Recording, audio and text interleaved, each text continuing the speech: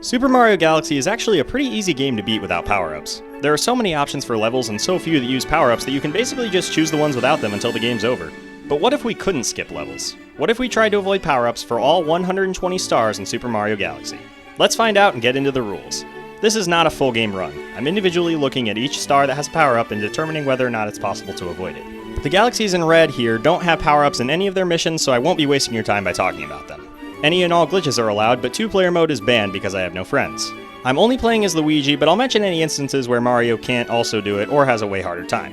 With all that out of the way, we can jump into the first level, Honeyhive Galaxy. The first star in the galaxy is B. Luigi Takes Flight.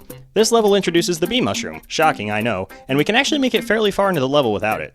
The first planet is no problem, and the flower planet is also possible with some well-timed jumps off these flowers.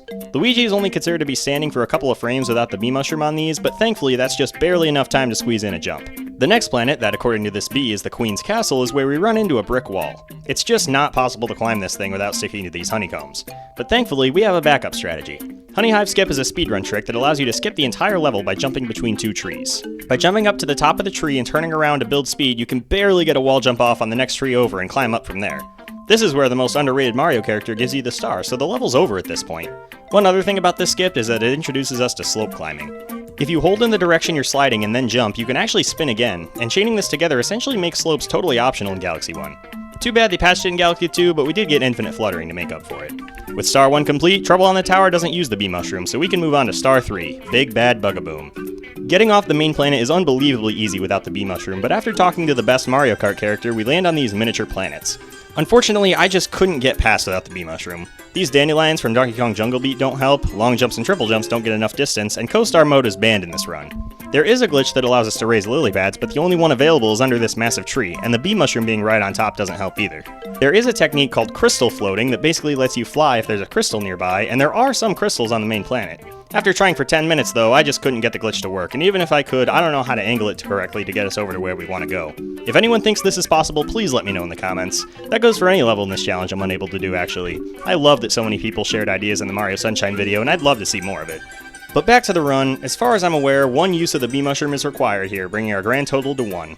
This star is totally doable with co-star, and I'll be sure to keep track of that too for the grand totals at the end. Luigi in the Honeyhive Kingdom is unchanged, and neither Comet Star uses the bee mushroom. The lack of it in the Purple Comet is honestly baffling, but that wraps up the galaxy. I was kinda shocked to realize that the next power-up used in the game is technically the Ice Flower in Beach Bowl Galaxy. This game really saved its power-ups for the second half, probably so players could get used to the unique gravity mechanics first. I was completely convinced this star was impossible when I was a kid, so I didn't even try when I was making the mini challenges video. I really need to stop trusting my younger self, because then I found this super old video from Joselle Astrid. She was able to complete it with Mario, so obviously it can be done with Luigi too. Using this cataquack, I was able to just barely wall jump off this platform and reach the top. From there, I used a sling star to get higher and made a pretty tricky triple jump onto this platform. From here, a long jump got me to the next sling star, and the rest of the climb was easy. Getting the star itself was also kinda tricky, but with a simple wall jump, I was able to nab it. The Ice Flower is my favorite Mario power-up of all time, but I don't think I'm ever going to use it again for this level. This was a ton of fun and super satisfying to pull off. But we're not done with the galaxy just yet.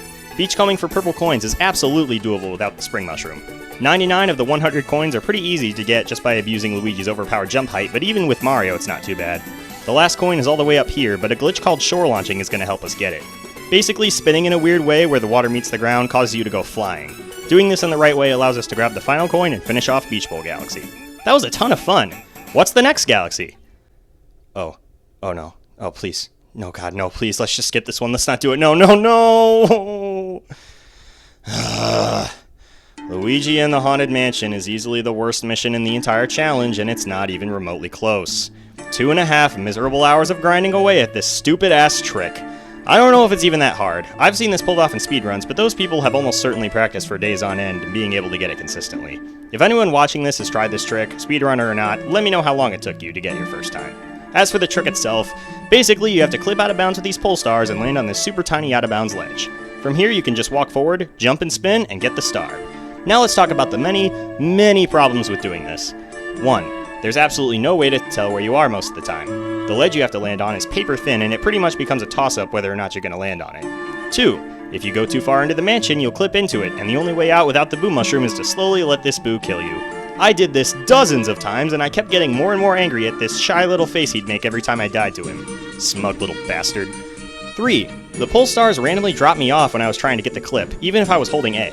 This caused me to die over and over and over and over again, and I kept getting game overs. Thank God Peach sends us 20 lives in the Luigi playthrough instead of 5. But that reminds me of another issue. Whenever I did get a game over, I had to sit through the title screen, select my file, talk to Mailtoad, run to the kitchen, select Ghostly Galaxy, select the star, and play the entire goddamn level again up to the part with the skip. Oh my god, I'm never doing this again. But thankfully for this challenge, that's it for Ghostly Galaxy. I would have expected the only ghost-themed level to use the Boom Mushroom more than once, but power-up consistency is an issue with both Galaxy games in general, so I guess I'm not surprised. With our grand total sitting at 1, we can finally move on to the bedroom. Only the Secret Star in Gusty Garden Galaxy is affected by the challenge. We're supposed to break the Golden Chomp with the Rainbow Star, but unfortunately there seems to be no way around using it. Not even Co-Star mode helps us here as far as I'm aware. If anyone has any ideas, please let me know, but until then our grand total sits at 2. After that, we can move on to the best galaxy in the game, and most of these stars use power-ups for once, so we'll be here for a bit. The frozen peak of Baron Burr is pretty easy without the ice flower if you know how to slope climb. Jump up here and climb this icy wall to reach the boss and easily grab the first star. Freezeflame's Blistering Core is next, and this is another one of my favorite skips in the game. There are 3 major places where the game expects you to use the fire flower, but each one can be skipped. The first skip just requires jumping up this weird looking structure, and the second can be bypassed with a wall jump and some lava boosts. The last obstacle seems completely impassable since there's no way to the star without lighting these torches, but thankfully there's another workaround. Just lure these little cinders over and they'll light the braziers for us, finishing off the star. Hot and Cold Collide is next, and this is our first of only a few levels that utilizes multiple power-ups. The fire flower is unskippable once you land on the dual element planet since we need to light these torches to progress, but one of the ice flowers is avoided by damage boosting across the lava. The second ice flower doesn't seem possible to avoid unfortunately, even with co-star shenanigans, bringing our grand total up to 4. There is potential with the starting planet if we can abuse crystal floating, but after a few minutes I couldn't get it to work. Maybe it's possible, but for now let's look at the secret star, conquering the summit. This star requires one use of the fire flower to burn this snowman and reach the other side of the summit. This 3-year-old video by PurpleNebula proves it's actually possible to scale the summit with co-star, but sadly I just couldn't get up there without it.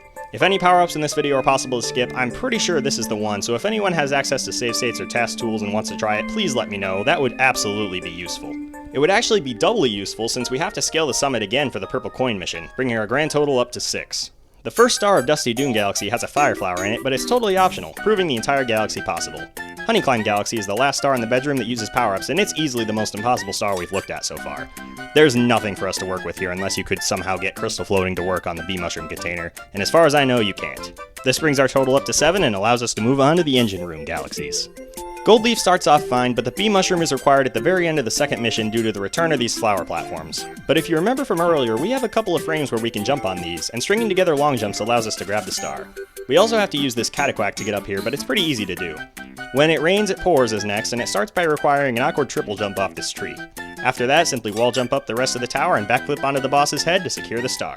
Not too hard of a galaxy, honestly. Next up is the Silver Stars of Sea Slide, which wants us to use the bee mushroom to grab 5 silver stars. All of these are actually possible to grab without it, and it's not even all that hard, honestly. This tree is a little tricky to climb, but otherwise there's nothing we haven't seen before in the challenge. Purple Coins by the Seaside also uses the bee mushroom, but unfortunately about a quarter of these coins are completely out of our reach. We could use shore launching to grab some, but there's a giant void below a lot of these, and there's no way to move from shore launching until landing, making the star impossible. I don't even think co-star mode could help. You could probably get quite a few more coins that way, but some of these just aren't going to happen, I don't think. With our grand total now at 8, we can move on to Toy Time Galaxy. Heavy Metal Mecha Bowser is easily possible without the Spring Mushroom, and it's a ton of fun too. Just abuse the broken backflip spin, wall jump spin combo and climb both the boss and the section before it. Real quick though, why do Mario fans say this isn't a boss? This is literally just a more in-depth version of Mega Leg, and he's obviously a boss, so why the hell isn't this? Hypocrisy aside, we can move on to Bouncing Down Cake Lane. This is mostly the same, but the very first triple jump you have to do is ridiculously precise and annoying, even with Luigi. Once you make it past though, just continue to abuse wall jumps until you make it to the boss. The Undergrunt Gunner isn't too bad since you can just wall jump on his head and pound him 3 times to get the star.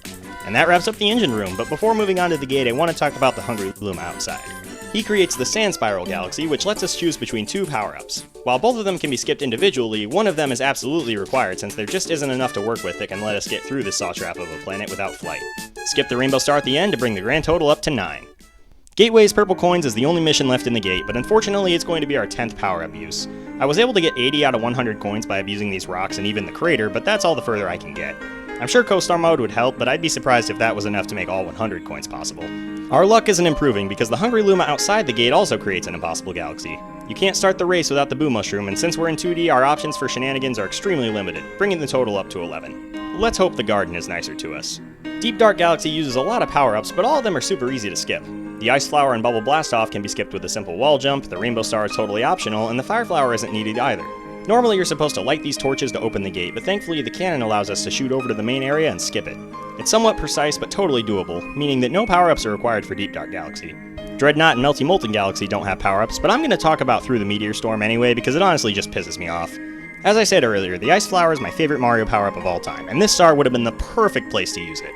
Imagine breaking into the fiery core of the planet and using the Ice Flower within, allowing for an intense and super satisfying finale where you get to skate over the lava that was once such an issue. Instead, we get a terrible ball section that doesn't even match the level at all, isn't that fun, and leaves every player that didn't play Rolling Green Galaxy completely in the dark as to how the thing works.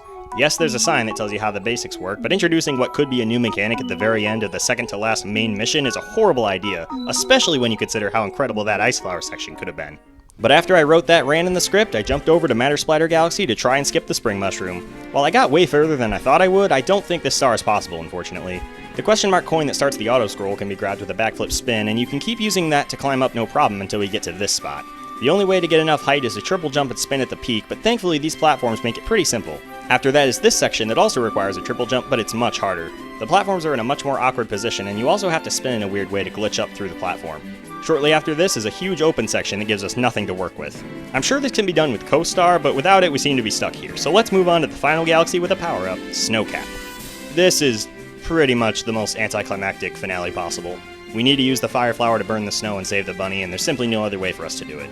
And yeah, that's it. Boring ass ending aside, this run is finally over and I had a ton of fun with it.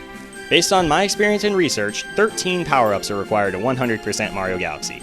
To be more specific, and assuming you decide to use the Bee Mushroom in Sand Spiral Galaxy, that makes 4 Bee Mushrooms, 4 Fire Flowers, 1 Rainbow Star, 1 Boo Mushroom, 1 Red Star, and 1 Spring Mushroom required to get all 120 Power Stars. Using Co-Star mode, that number drops to 9 power-ups at bare minimum. If you want to get 121 stars, the numbers are 26 power-ups for single player and 18 using Co-Star mode, since you have to fully complete the game twice in order to unlock the Grand Finale Galaxy. Thank you so much for watching this video, and let me know what you thought of it in the comments. This is definitely either my first or second favorite video I've ever made, so I really hope you guys enjoyed watching it as much as I did making it. See you in the next one!